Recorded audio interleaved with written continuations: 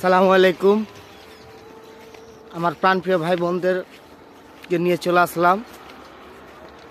অবশ্যই বলবেন এই যে এই ক্ষেতগুলোর কি অবস্থা, কি সুন্দর ফুল ফুটে আছে দেখেন, অনেক ভালো লাগছে।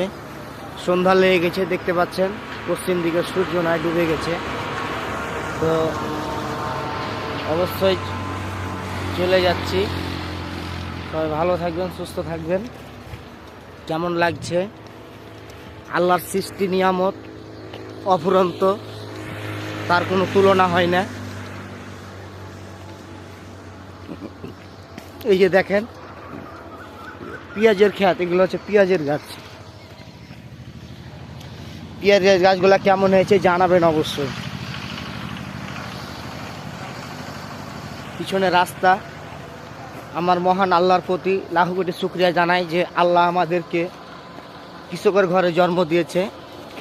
অন্তত এটুকু বলতে পারি যে আল্লাহ হালাল রিজিক ভক্ষণ করাই। অবশ্যই আমরা হালাল রিজিক খাই, এটা গর্বের সাথে বলতে পারবো, কারণ আমরা ক্ষেত খামার চাষ করি, চাষবাস করি, নিজেই খাই। তাহলে এখানে কোনো আমাদের ঘুষের টাকা নাই, সুদের টাকা নাই, বুঝতে পেরেছেন? আমরা নিজে আয় করি, নিজে খাই, এখানে কোনো সুদের টাকা ভরা নাই। আলহামদুলিল্লাহ একটা বই পেয়েছি, এই যে বইটা খাবো। বিসমিল্লাহির রহমানির রহিম।